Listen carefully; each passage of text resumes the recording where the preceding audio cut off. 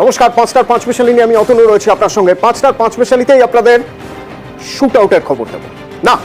এই shoot আউটকে fake shoot out বলতে হবে, অন্তত পুলিশের দাবি তো তাই। আপনারা দেখেছেন ব্যবসায়ীদের উপর হামলা, গুলি চালানোর ঘটনা এর আগে ঘটেছে। গাড়ি লক্ষ্য করে একের পর এক গুলি। পানিহাটিতে আবার ব্যারাকপুরের এক ব্যবসায়ী, তাকে দুষ্কৃতীরা তাড়া করেছিল, তাকে অপহরণ করার হুমকি দেওয়া হয়েছিল, প্রাণে মারার হুমকি দেওয়া হয়েছিল। মগরাহাটেও গতকাল এক ব্যবসায়ী হাসপাতালে যখন তাকে নিয়ে যাওয়া হচ্ছে, তিনি বলছেন তার কাছ থেকে 7 লক্ষ টাকা ছিনতাই করা হয়েছে, তাকে গুলি করা হয়েছে। ডান হাতে দেখুন, ডান হাত তুলে দেখাচ্ছেন, ডান হাতে গুলি দাগ, এখানে গুলি করা হয়েছে, জখম ডান হাত। পুলিশি জেরায় জানা গেল আসলে পুরোটাই নাটক। নিজেই নিজেকে গুলি করেছেন। কিভাবে জানা গেল?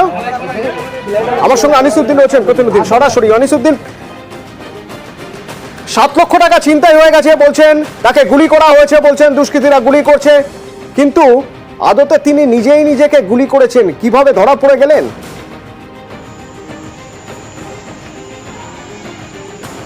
একেবারেই অতনুদা, গতকালের যে ঘটনা, মগরাহাটের যে ব্যবসায়ী যে ঘটনার যে দাবি করেছিলেন তাকে গুলি করা হয়েছে এবং তার থেকে প্রায় লক্ষাধিক টাকা ছিনিয়ে নেওয়া হয়েছে। এবং এই ঘটনার পরেই কিন্তু ঘটনার তদন্তভারের দায়িত্ব নেন ডায়মন্ড হারবারের অতিরিক্ত পুলিশ সুপার মিথুন কুমার দে, এবং তিনি তদন্ত নেমে যখনই আক্রান্ত ব্যবসায়ী তার জিজ্ঞাসাবাদ করেন এবং তার জিজ্ঞাসাবাদ করাতেই বেশ কিছু অসঙ্গতি উঠে আসে। এবং যে ব্যবসায়ী তিনি দাবি করেছেন যে তাকে গুলি করা হয়েছে, এবং পুলিশের প্রথমেই সন্দেহ হয় যে যদি যেখানে দুষ্কৃতীরা যদি গুলি করে তাহলে নিরাপদ জায়গায় তো কেন গুলি করবে, তারা তো যে কোনোভাবেই তার কপালে বা বুকে গুলি করতে পারতো। কিন্তু ব্যবসায়ীর যে জায়গায় গুলি করা হয়েছে, যে ক্ষতচিহ্ন দেখা যাচ্ছে ডান হাতের ভেতরের দিকে, অর্থাৎ যে গুলিটা একেবারেই নিজেই করেছে, এমনটাই কিন্তু পরবর্তী সময় পুলিশি জিজ্ঞাসাবাদে স্বীকার করেছেন ওই ব্যবসায়ী। এবং কেন তিনি করেছেন এই ঘটনা?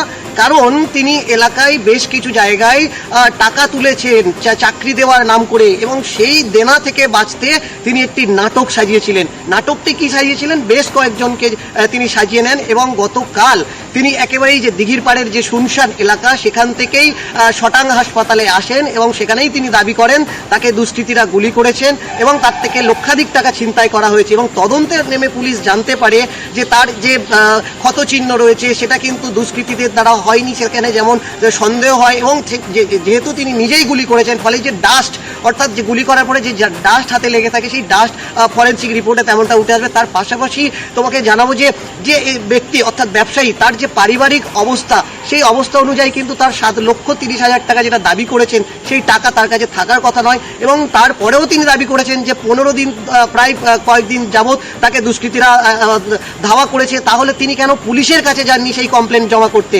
এই সমস্ত অসঙ্গতি থাকার কারণেই পুলিশের জিজ্ঞাসাবাদে উঠে আসে যে একেবারেই মানুষের সিম্প্যাথি পাওয়ার জন্য ধার দেনা থেকে, যে ধার দেনা রয়েছে মার্কেটে, সেই ধার দেনা থেকে বাঁচতেই এই ধরনের নাটক সাজিয়েছে। সঙ্গে থাকো, ওই স্টিল ছবিটি একবার আপনাদের দেখাবো। এই যে হাতের ছবি দেখছেন,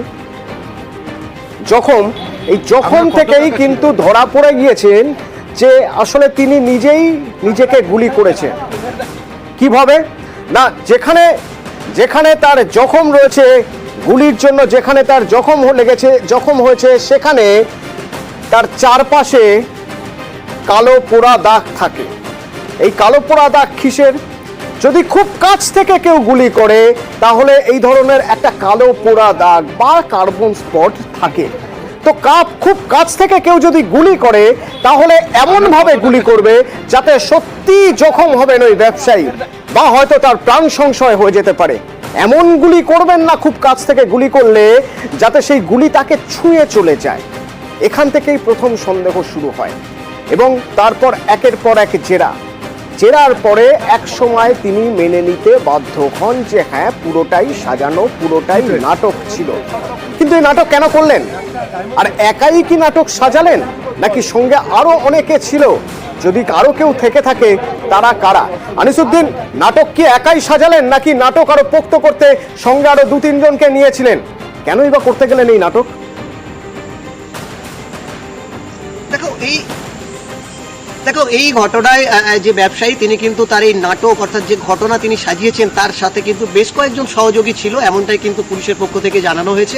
যা একজন সহযোগী গোবিন্দ নস্কর নামের ব্যক্তির নাম উঠে আসছে, যার বাড়ি দক্ষিণ বারাসাত, এবং তাকেই তিনি বলেছিলেন যে যদি পরবর্তী সময় তাকে কেউ জিজ্ঞাসা করে যে তার থেকে 7 লক্ষ টাকা নেওয়া হয়েছিল কিনা, সে যেন বলে যে হ্যাঁ তার থেকে টাকা নেওয়া হয়েছিল। সেই ব্যক্তি কিন্তু স্বীকার করেছে, এমনটাই পুলিশের পক্ষ থেকে জানানো হয়। পাশাপাশি লতিফ নামের আরও এক ব্যক্তিকে আটক করে পুলিশ জিজ্ঞাসাবাদ করছে। তবে মূল যে কারণ, কি কারণে গুলিটা কি নিজেই, অর্থাৎ পুলিশের যে প্রাথমিক অনুমান যে ওই ব্যবসায়ী নিজেই গুলি করেছে এবং তার সঙ্গে কারা কারা ছিলেন সে বিষয়ে কিন্তু এখন পুলিশ জিজ্ঞাসাবাদ করছে এবং বাকিটা তদন্তের পরেই উঠে আসবে, এমনটাই কিন্তু পুলিশের পক্ষ থেকে জানানো হচ্ছে।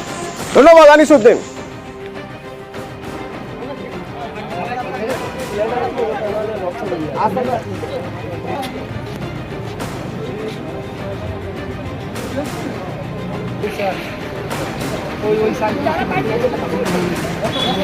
আপনার কত টাকা ছিল? এই ঘটনা যে সাজানো তা আজ পুলিশ সাংবাদিকদের সামনে জানালো। ডায়মন্ড হারবারের পুলিশ সুপার রাহুল গোস্বামী। যে ভদ্রলোক আহত হয়েছেন তিনি এখন ভর্তি আছেন। তার কথায় বিস্তর অসঙ্গতি আমাদের প্রথম থেকে আমরা লক্ষ্য করেছিলাম। আদৌ এই ভদ্রলোকের কাছ থেকে 7 লক্ষ টাকা যে সময় চুরি যাওয়ার কথা উনি দাবি করেছেন সেটা হয়নি। যে ইনজুরিটা হয়েছে সেটা যেন কেউ সাজিয়ে গুছিয়ে করলে, অনেকক্ষণ ধরে চিন্তাভাবনা করে কোথায় লাগিয়ে একটা ফায়ার করলে যে ধরনের ইনজুরি হয়, এই ইনজুরিটা তার সঙ্গে অনেকটাই মিল আছে। সেলফ ইনফ্লিক্টিং হওয়ার সম্ভাবনা যথেষ্ট পরিমাণে আছে। যাদের নাম বলেছে জিজ্ঞাসাবাদ করছি। বাঁ হাত দিয়ে ডান হাতে গুলি করেছেন, নিজেই গুলি করেছেন নিজেকে। কিন্তু এই নিজেই যে নিজেকে গুলি করেছেন তা প্রমাণ করতে গেলে কি করতে হবে? তা প্রমাণ করতে গেলে আগে বাঁ হাতের ফরেনসিক নিতে হবে। অর্থাৎ বাঁ হাত দিয়ে যখন গুলি করেছেন, গুলি করার পর যখনই কেউ গুলি করেন তখন সেখানে গান পাউডারের কিছু অংশ হাতের চারপাশে লেগে যায়। তো সেই জায়গাটা যদি সিল করে ফরেনসিকের নমুনা বা ফরেনসিক টিমকে দিয়ে নমুনা সংগ্রহ করানো যায়, তাহলে প্রমাণ পাওয়া যাবে যে তিনি নিজে বন্দুক ধরেছিলেন বাঁ হাত দিয়ে এবং ডান হাতে গুলি চালিয়েছেন। তো পুলিশ এবার কেস সেভাবেই সাজাবে এবং এই যে নাটক, সেই নাটক প্রমাণ করতে হবে কোর্টে, আর প্রমাণ করার কাজ করবে পুলিশ। থাকবে আরো খবর বিরতির পর, সঙ্গে থাকুন।